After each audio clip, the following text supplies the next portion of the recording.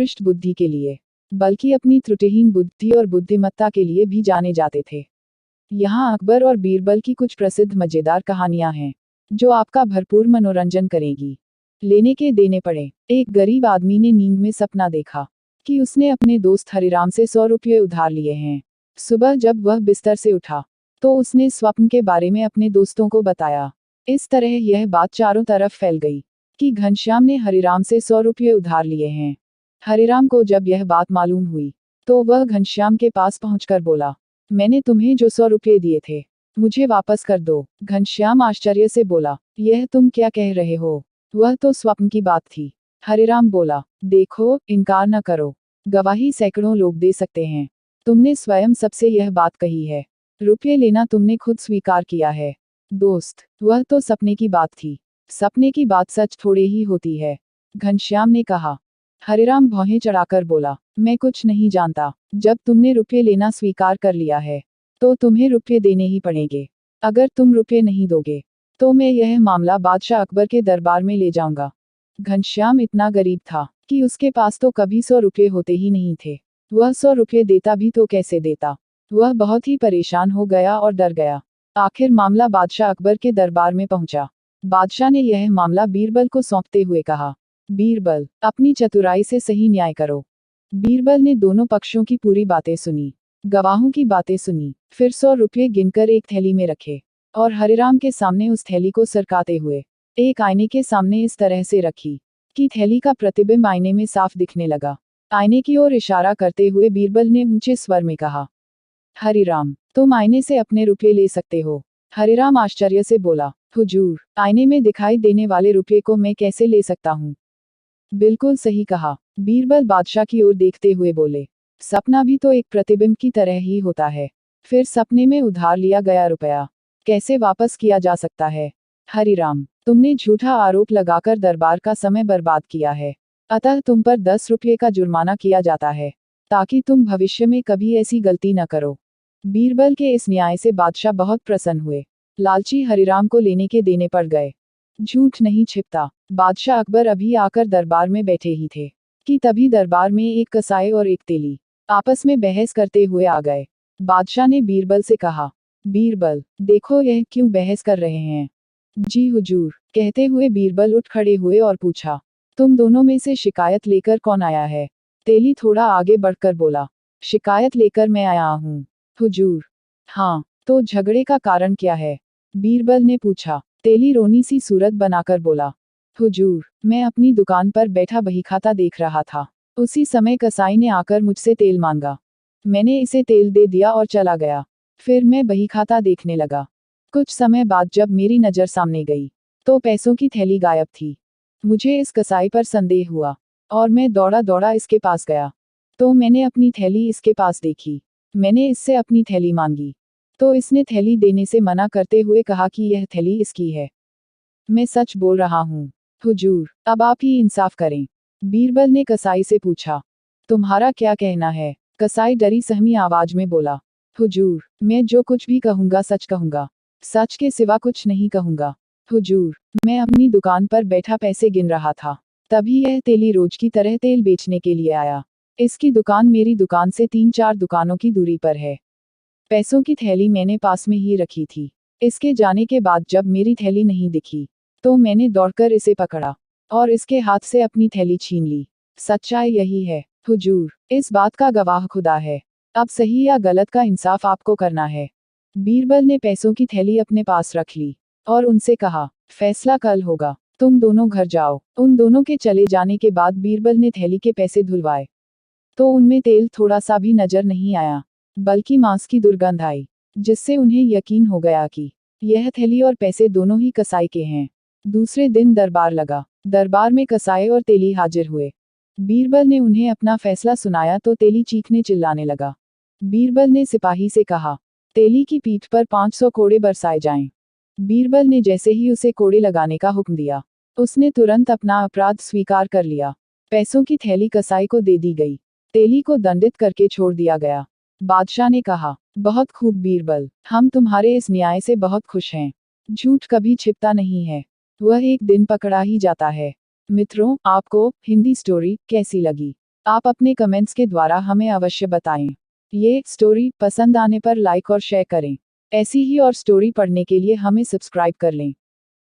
बीरबल न केवल अपनी उत्कृष्ट बुद्धि के लिए, बल्कि अपनी त्रुटिहीन बुद्धि और बुद्धिमत्ता के लिए भी जाने जाते थे। यहाँ अकबर और बीरबल की कुछ प्रसिद्ध मजेदार कहानियां हैं, जो आपका भरपूर मनोरंजन करेगी। लेने के देने पड़े। एक गरीब आदमी ने नींद में सपना देखा कि उसने अपने दोस्त हरिराम से 100 रुपये उधार लिए हैं। सुबह जब वह बिस्तर से उठा, तो उसने स्वप्न के बारे में अपने दोस्तों को बताया। इस तरह यह बात चारों तरफ फैल गई कि घनश्याम ने हरिराम से 100 रुपये उधार लिए हैं।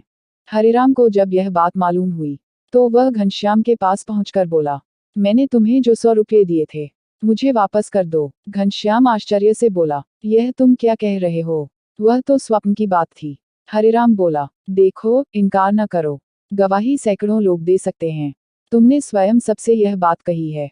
रुपये लेना तुमने खुद स्वीकार किया है। दोस्त, वह तो सपने की बात थी।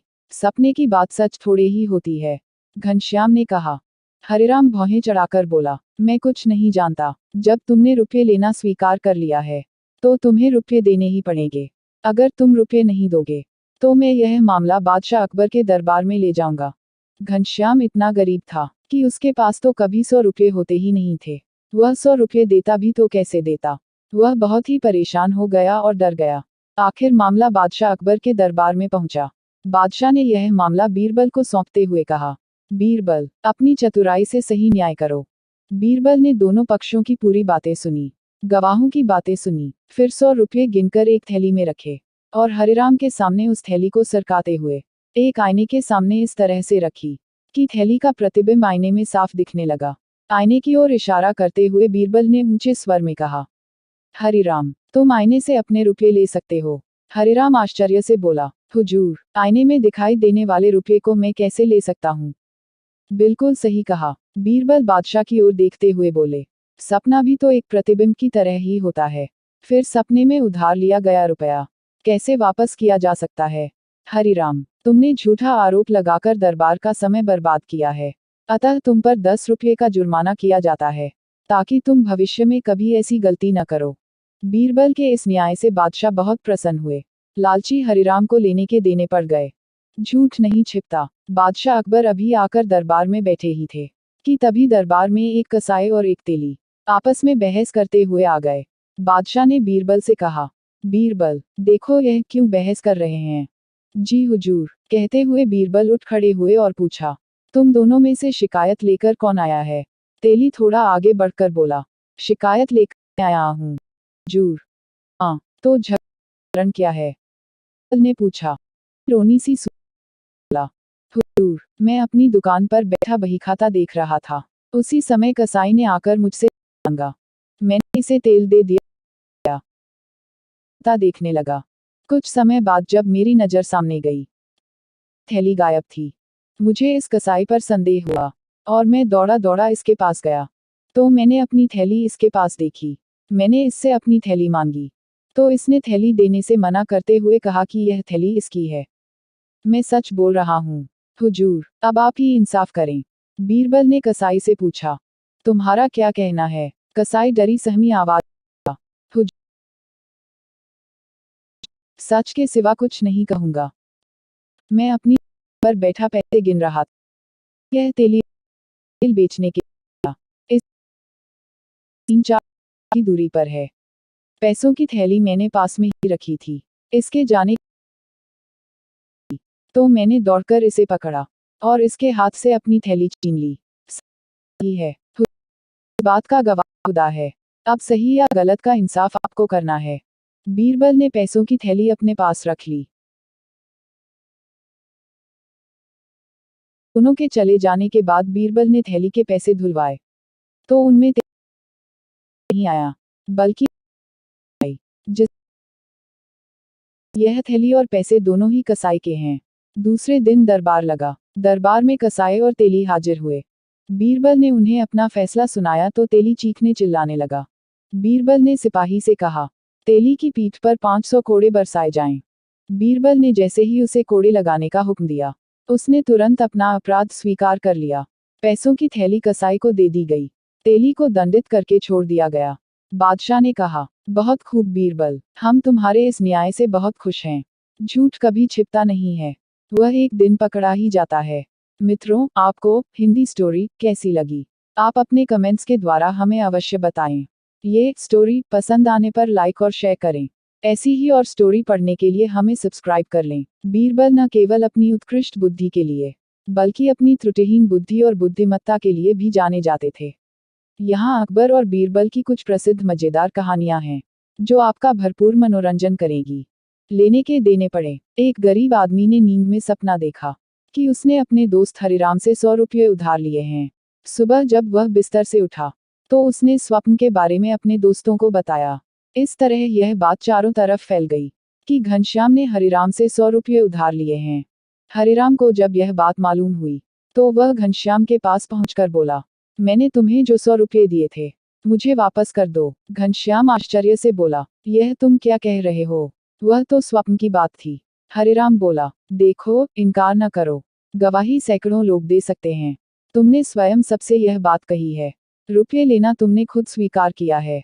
दोस्त, वह तो सपने की बात थी, सपने की बात सच थोड़े ही होती है, घनश्याम ने कहा। हरिराम भौहें चढ़ाकर बोला, मैं कुछ नहीं जानता। जब तुमने रुपये लेना स्वीकार कर लिया है, तो तुम्हें रुपये देने ही पड़ेंगे। अगर तुम रुपये नहीं दोगे, तो मैं यह मामला बादशाह अकबर के दरबार में ले जाऊंगा। घनश्याम इतना गरीब था कि उसके पास तो कभी 100 रुपये होते ही नहीं थे। वह 100 रुपये देता भी तो कैसे देता? वह बहुत ही परेशान हो गया और डर गया। आखिर मामला बादशाह अकबर के दरबार में पहुंचा। बादशाह ने यह मामला बीरबल को सौंपते हुए कहा, बीरबल, अपनी चतुराई से सही न्याय कर।